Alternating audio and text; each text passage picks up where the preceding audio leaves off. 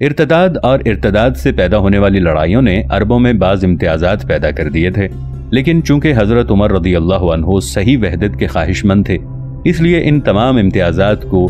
جڑے بنیاد سے اکھاڑ پھینکنا ان پر فرض تھا۔ چنانچہ حضرت ابو بکر رضی اللہ عنہ نے مرتدین پر جو پابندی لگائی تھی کہ وہ مسلمانوں کی صف میں شامل ہو کر نہیں لڑ سکتے، حضرت عمر رضی اللہ عنہ نے اسے ختم کر دیا۔ اس کے بعد حکم دیا کہ عرب غلاموں کو آزاد کر کے ان کے رشتہ داروں کے پاس بھیج دیا جائے، اس لیے کہ وہ عربوں میں غلامی کے رواج کو ناپسند فرماتے تھے۔ اسی طرح فاروق اعظم رضی اللہ عنہ نے ایک نئے دور کا افتتاح کیا اور تمام عربوں کے دل میں عرب کے سب سے ہوشمند انسان کی روح سرایت کر گئی۔ جزیرہ نمائی عرب کے مختلف حصوں سے تعلق رکھنے کے باوجود وہ اپنے آپ کو ایک قوم سمجھنے لگے جس کا نسب العین مشترک تھا، اور اس نسب العین کی طرف انہیں لے جانے والی ایک عمومی سیاست اور ایک اعلیٰ مصلحت تھی جس کی نگرانی امیر المؤمنین رضی اللہ عنہ فرما رہے تھے۔ یہ اعلیٰ مصلحت جس نے حضرت عمر رضی اللہ عنہ کو اسلام کے سائے میں عربی وحدت تک پہنچنے کی راہ دکھائی، اسی نے انہیں بتایا کہ وہ عربی تاریخ و سنین کا نقطۂ آغاز رسول اللہ صلی اللہ علیہ وآلہ وسلم کی ہجرت کو قرار دیں۔ اس وقت تک عرب تاریخوں کا حساب کبھی عام الفیل سے لگاتے تھے اور کبھی عرب کی دوسری بڑی بڑی جنگوں سے۔ یہ جنگیں چونکہ سب کی سب جاہلیت سے تعلق رکھتی تھیں اور اسلام آیا ہی تاہلیت کے آثار و رسوم مٹانے کے لیے تھا،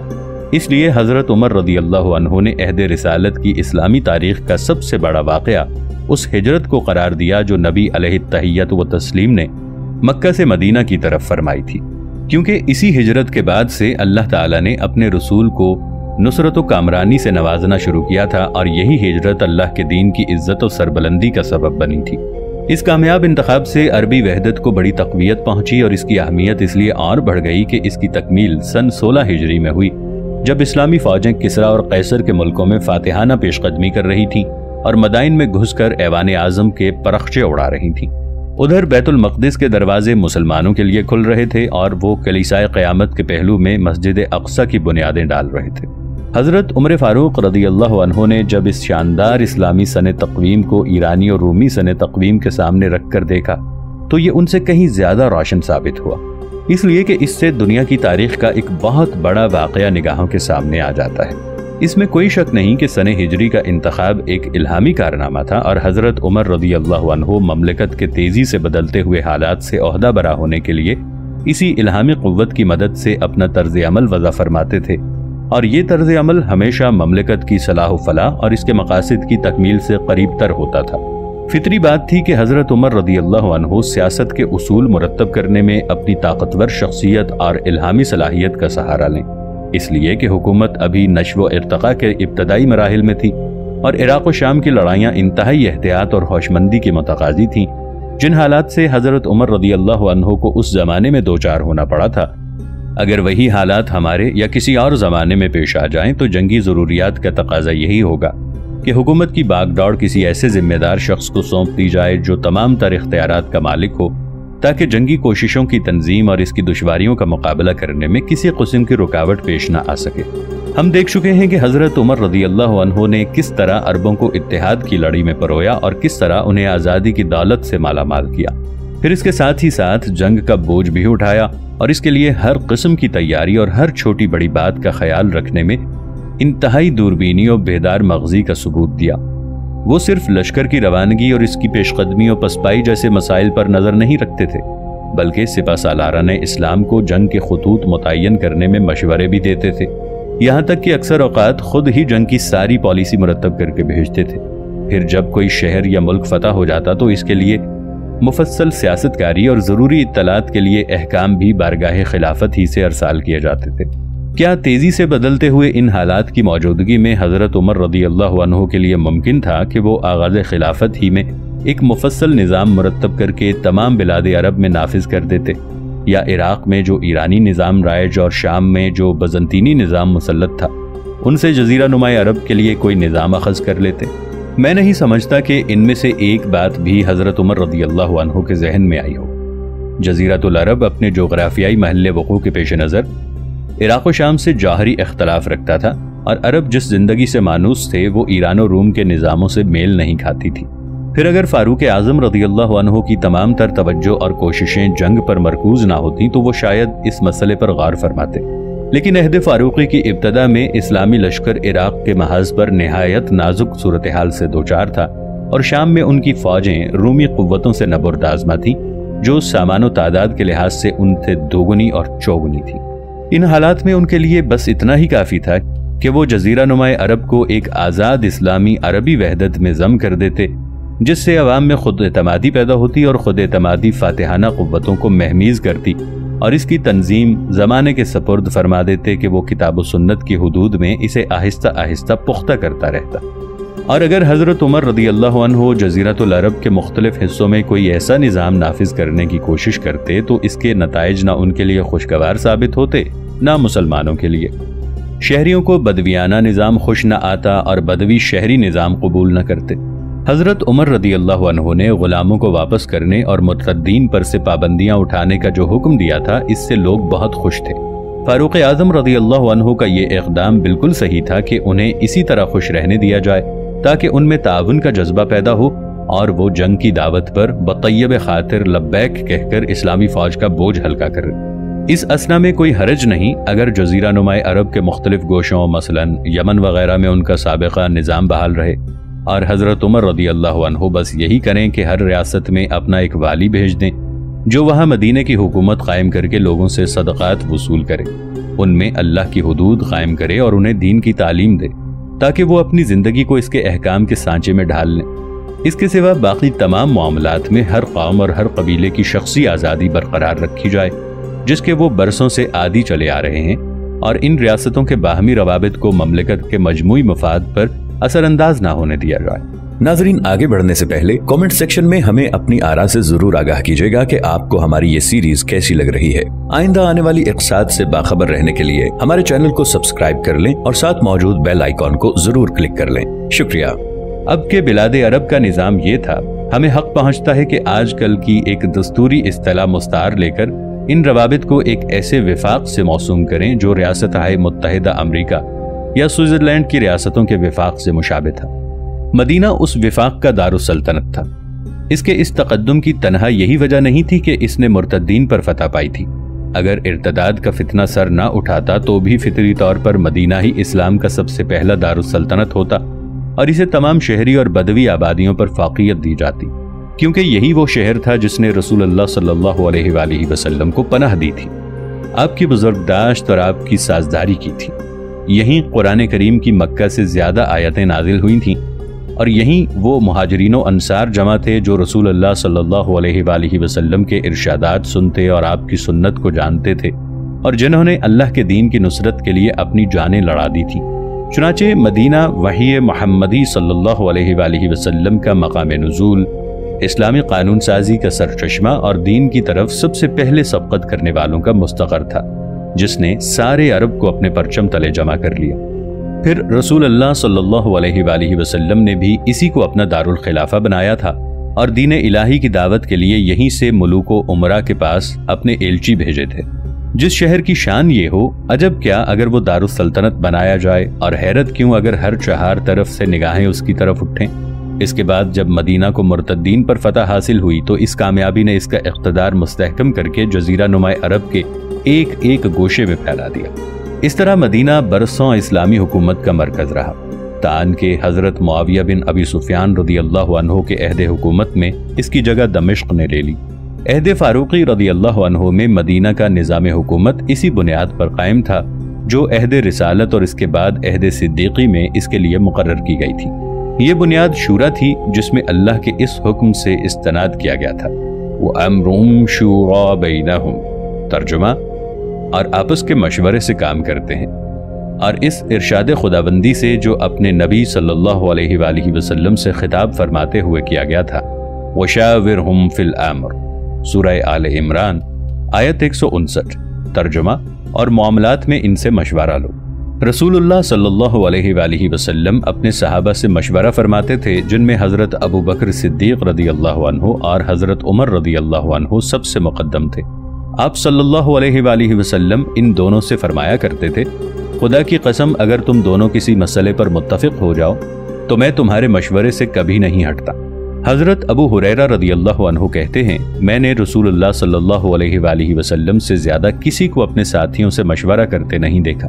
اس کے بعد جب حضرت ابو بکر رضی اللہ عنہ نے عنان خلافت سنبھالتے ہی حضرت اسامہ بن زید رضی اللہ عنہ کو روم کی جنگ کے لیے بھیجا تو ان سے اجازت چاہی کہ حضرت عمر رضی اللہ عنہ کو وہ مدینے میں ہی رہنے دیں تاکہ حضرت ابو بکر رضی اللہ عنہ دوسرے رفقا کے ساتھ حضرت عمر رضی اللہ عنہ کے مشوروں سے بھی مستفید ہو سکیں۔ یہی طریقہ کار حضرت عمر رضی اللہ عنہ نے بھی اختیار کیا اور شورا کو اپنی حکومت کی بنیاد قرار دیا، جیسا کہ آج کل پارلیمانی نظام میں ہوتا ہے۔ اس زمانے میں شورا کوئی ایسا نظام نہ تھا جو خلیفہ کے اختیارات کو محدود کر دے، اور نہ مجلس شورا کے ارکان کو یہ حق حاصل تھا کہ وہ خلیفہ کو اپنی بات ماننے پر مجبور کر سکیں، بلکہ شورا کے باوجود خلیفہ اپنے اختیارات میں آزاد ہوتا تھا، اور اس کی بعض پرس خدا خلیفہ کے ضمیر اور ان عوام کے ذمے تھی جنہوں نے اس کے ہاتھ پر بیعت کی تھی۔ جب وہ حق سے تجاوز اور اللہ اور اس کے رسول کی نافرمانی کرتا، اپنے رب اور ضمیر کے مواخذے کا اسے کوئی خوف نہ رہتا، تو پھر عوام پر فرض ہو جاتا تھا کہ اس کی ٹیڑھ کو تلوار کی دھار سے سیدھا کریں۔ مجلس شورا کے انتخاب کا طریقہ بھی وہ نہ تھا جو آج کل ہم دیکھتے ہیں، بلکہ خلیفہ خود اپنے مشیروں کا انتخاب کرتا تھا، پھر یہ مشیر جو رائے دیتے تھے ان کا موازنہ کر کے جس رائے کو چاہتا قبول کر لیتا اور جس رائے کو چاہتا رد کر دیتا تھا۔ عہد رسالت صلی اللہ علیہ وآلہ وسلم میں ارباب شورا مدینے کے مہاجرین و انصار تھے جو سرکار رسالت مآب صلی اللہ علیہ وآلہ وسلم کی خدمت میں حاضر رہتے اور آپ صلی اللہ علیہ وآلہ وسلم کے ارشادات سنتے، آپ کو مشورہ دیتے اور آپ صلی اللہ علیہ وآلہ وسلم کے ساتھ غزوات میں شریک ہوتے۔ اس کے بعد جب حضرت ابو بکر رضی اللہ عنہ کا دور آیا تو ان میں سے اکثر عراق و شام کے میدانوں میں چلے گئے اور قریش کے کبار صحابہ رضی اللہ عنہم ان کے پاس رہ گئے۔ حضرت عمر رضی اللہ عنہ کے عہد خلافت میں بھی یہی صورتحال تھی۔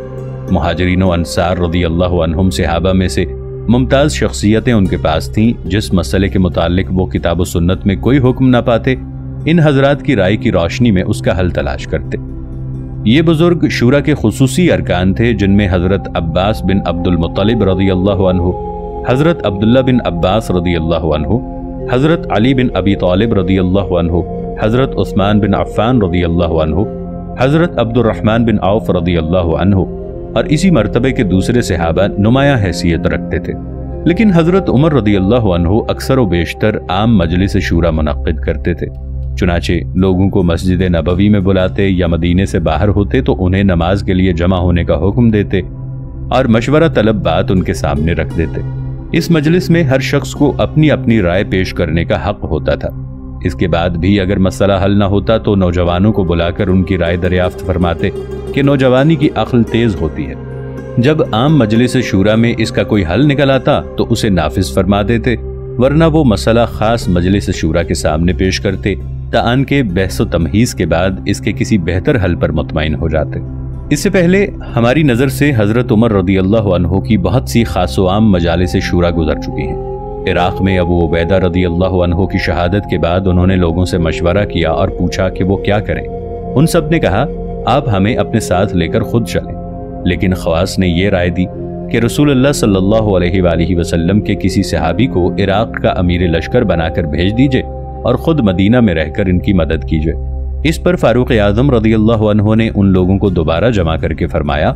کہ مسلمانوں کے لیے یہی بہتر ہے کہ ان کے معاملات مشورے سے طے ہوں۔ میرا بھی وہی خیال تھا جو تم لوگوں کا ہے، لیکن تمہارے اہل الرائے نے مجھے جانے سے روک دیا ہے، اور اب میری بھی یہی رائے ہے کہ میں خود مدینے میں رہوں اور عراق کسی اور شخص کو بھیج دوں۔ اس کے بعد جب وہ شام روانہ ہوئے اور سپہ سالاران عساکر اسلام نے ان سے مل کر یہ کہا کہ شام کی سرزمین فساد زدہ ہو گئی ہے اور وہاں نہایت شدید طاعون پیدا ہوا ہے، تو انہوں نے لوگوں کو جمع کر کے مشورہ کیا کہ انہیں وبا کے باوجود شام کا سفر جاری رکھنا چاہیے یا مدینہ واپس ہو جانا چاہیے۔ بالآخر دوسرے گروہ کی رائے سے اتفاق کیا گیا اور حضرت عمر رضی اللہ عنہ اپنے ساتھیوں سمیت مدینہ واپس ہو گئے۔ ان کے نزدیک شورا کی حیثیت ایک بنیادی نظام کی تھی جس پر مملکت کے تمام گوشوں میں عمل ضروری ہوتا تھا۔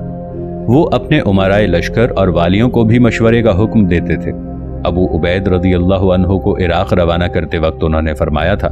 رسول اللہ صلی اللہ علیہ وآلہ وسلم کے صحابہ کی بات سننا اور انہیں اپنے معاملے میں شریک رکھنا، فیصلہ کرنے میں عجلت سے کام نہ لینا، کیونکہ جنگ میں وہی شخص کامیاب ہوتا ہے جس کے مزاج میں تحمل ہو اور جو موقع سے فائدہ اٹھانا جانتا ہو۔ وہ اپنے تمام والیوں کو اسی طرح ہدایات کرتے تھے، چاہے انہیں محاذ جنگ کی نگرانی کے لیے بھیجا جا رہا ہو یا کسی علاقے کے انتظام و انصرام کے لیے۔ ایک گروہ کا خیال ہے کہ خاندان رسالت صلی اللہ علیہ وآلہ وسلم کے اہل الرائے صرف حضرت عمر رضی اللہ عنہ کی مجلس مشاورت ہی میں شامل تھے۔ ان میں سے کسی کو حضرت عمر رضی اللہ عنہ نے امیر لشکر بنایا، نہ بلاد عرب یا مفتوحہ ممالک میں ہی والی مقرر کیا۔ ان میں سے کچھ لوگ یہ بھی گمان کرتے ہیں کہ حضرت ابو بکر رضی اللہ عنہ کی بیعت کے وقت بنو ہاشم نے جو مخالفت کی تھی، اس کی وجہ سے حضرت عمر رضی اللہ عنہ ان سے کھٹکے ہوئے تھے۔ میں اپنے آپ کو ان لوگوں کا ہم خیال نہیں پاتا، اور حضرت ابو بکر رضی اللہ عنہ کی بیعت سے بنو ہاشم کا اختلاف میرے نزدیک مشکوک ہے۔ اگر مخالفت کی یہ کہانی صحیح مان لی جائے تو بھی یہ کسی طرح جائز نہیں ہو سکتا کہ حضرت عمر رضی اللہ عنہ کے دل میں اپنی خلافت کے زمانے تک اس مخالفت کا کوئی اثر باقی رہا ہوگا، کیونکہ بعد کو تمام بنو ہاشم نے حضرت ابو بکر رضی اللہ عنہ سے بیعت کر لی تھی۔ اس کے بعد جب حضرت ابو بکر رضی اللہ عنہ نے حضرت عمر رضی اللہ عنہ کے لیے خلافت کی وصیت فرمائی تو ان میں سے کسی نے مخالفت نہ کی، بلکہ سب سے پہلے بیعت کرنے والے بنو ہاشم ہی تھے۔ عہد فاروقی میں جو منزلت ان کی تھی اور کسی مسلمان کی نہیں تھی۔ آگے چل کر رجسٹروں کی ترتیب اور وظائف کی تقسیم کے بیان میں یہ منزلت اتنی واضح اور نمایاں ہو کے سامنے آئے گی کہ اس نے مسلمانوں کی زندگی اور ان کے رسم و رواج پر جو اثر چھوڑا وہ آج تک باقی ہے۔ حضرت عمر رضی اللہ عنہ رسول اللہ صلی اللہ علیہ وآلہ وسلم کے قرابت داروں کو اکثر مقدم رکھتے تھے، جس سے ظاہر ہوتا ہے کہ وہ ان کی کتنی عزت و تکریم کرتے تھے۔ ہم دیکھ چکے ہیں کہ قحط کے زمانے میں انہوں نے رسول اللہ صلی اللہ علیہ وآلہ وسلم کے عم محترم جناب حضرت عباس رضی اللہ عنہ کو خدا کے حضور سفارشی بنایا تھا، اور جب بیت المقدس کی صلح کے لیے شام تشریف لے گئے تو حضرت علی بن ابی طالب رضی اللہ عنہ کو مدینے میں اپنا قائم مقام بنا کر گئے تھے۔ وہ اکثر حضرت فضل بن عباس رضی اللہ عنہ اور ان کی علمی و ادبی قابلیت کی تعریف کیا کرتے تھے۔ پھر جب ان کی وفات کا وقت آیا اور انہوں نے خلافت کے لیے 6 آدمیوں کی مجلس شورا بنانے کی وصیت فرمائی تو اس میں حضرت علی بن ابی طالب رضی اللہ عنہ کا نام بھی شامل تھا۔ جس کے دل میں بنو ہاشم کی طرف سے کوئی ملال ہو، بھلا وہ ان کے ساتھ اس لطف و اکرام سے پیش آ سکتا تھا؟ اچھا، تو انہوں نے بنو ہاشم کو فوج کا امیر کیوں نہیں بنایا اور ان میں سے کسی کو بلاد عرب یا مفتوحہ ممالک میں کہیں والی کیوں نہیں مقرر کیا؟ آپ حیران رہ جائیں گے جب آپ سے کہا جائے گا کہ حضرت عمر رضی اللہ عنہ نے انہیں رسول اللہ صلی اللہ علیہ وآلہ وسلم کی قرابت کے احترام میں کہیں کا والی نہیں بنایا۔ یہ مفہوم اس کی بات سے بھی مستفاد ہوتا ہے جو انہوں نے ایک دن حضرت ابن عباس رضی اللہ عنہ سے فرمائی تھی۔ میں نے دیکھا ہے کہ رسول اللہ صلی اللہ علیہ وآلہ وسلم آپ لوگوں کو چھوڑ کر دوسروں کو عامل مقرر فرمایا کرتے تھے۔ باخدا میں نہیں کہہ سکتا کہ حضور صلی اللہ علیہ وآلہ وسلم آپ حضرات کو اس خدمت سے ارادتاً دور رکھتے تھے، حالانکہ آپ اس کے اہل تھے، یا ذات رسالت کو یہ اندیشہ تھا کہ آپ لوگ اسے اپنے مرتبے کے لیے استعمال کریں گے اور آپ پر عتاب ہوگا، اور عتاب ضرور ہوگا۔ بعض لوگوں کا خیال ہے کہ یہ بات اگر اس کی نسبت حضرت عمر رضی اللہ عنہ کی طرف صحیح ہے، ایک لطیف و مزین معذرت ہے جس کی تہوں میں حضرت عمر رضی اللہ عنہ کی وہ احتیاط چھپی ہوئی ہے جو وہ بنو ہاشم کبار صحابہ اور رؤسائے قریش سے برتتے تھے۔ اس رائے کے حاملین کہتے ہیں کہ حضرت عمر رضی اللہ عنہ نے ان سب کو مدینے میں اس لیے رکھا اور انہیں ارباب شورا میں اس خوف سے شامل کیا گیا کہ اگر یہ مملکت کے مختلف حصوں میں پھیل گئے اور وہاں کا اقتدار ان کے ہاتھ میں آ گیا تو یہ اپنے اختیارات سے فائدہ اٹھا کر مدینے کی حکومت کے خلاف بغاوت کر دیں گے، اور انہیں یہ اعتماد ہوگا کہ ان کی عملداریاں ان کا ساتھ دیں گی اور ان کے مقاصد کے حصول میں ان کی مدد کریں گی۔ یہ گمان رکھنے والے کہتے ہیں کہ حضرت عمر رضی اللہ عنہ نے حضرت خالد بن ولید رضی اللہ عنہ کو اسی احتیاط کے زیر اثر معزول کیا، اور اسی وجہ سے وہ مختلف صوبوں کے والیوں کا بشدت محاسبہ کرتے تھے۔ شبہ تو درکنار رہا، اگر کسی کے متعلق ان کے دل میں یہ خطرہ بھی گزرتا تھا کہ اس نے اپنے علاقے میں اثر پیدا کر لیا ہے تو اسے فوراً معزول کر دیتے تھے۔ اگر یہ گمان صحیح ہے تو بھی اس کی وجہ سے فاروق اعظم رضی اللہ عنہ پر کوئی عیب نہیں لگایا جا سکتا، نہ ان کی سیاست کو متون کیا جا سکتا ہے۔ جس شخص کے ہاتھ میں کسی قوم کی باغ ڈوڑ ہو، احتیاط اس کے فرائض میں داخل ہوتی ہے، خاص طور پر ان نازک حالات میں جو اس زمانے کے مسلمانوں کو محیط تھے۔ لیکن میں اس گمان کے لیے وجہ جواز نہیں پاتا، اس لیے کہ نہ یہ حضرت عمر رضی اللہ عنہ کی مشہور و معلوم صاف گوئی اور بے باکی سے اتفاق کرتا ہے، نہ صدر اول کے مسلمانوں کے ان باہمی ذمہ داریوں سے میل کھاتا ہے जिन्हें अल्लाह और उसके रसूल सल्लल्लाहु अलैहि वसल्लम पर उनके सच्चे ईमान ने सबात व इस्तेहकाम अता किया था। इसके अलावा जिन खतरात ने उन्हें चारों तरफ से घेर रखा था वो भी इसी के मुतकाजी थे कि मुसलमान इस किस्म की सोच विचार से दूर रहें।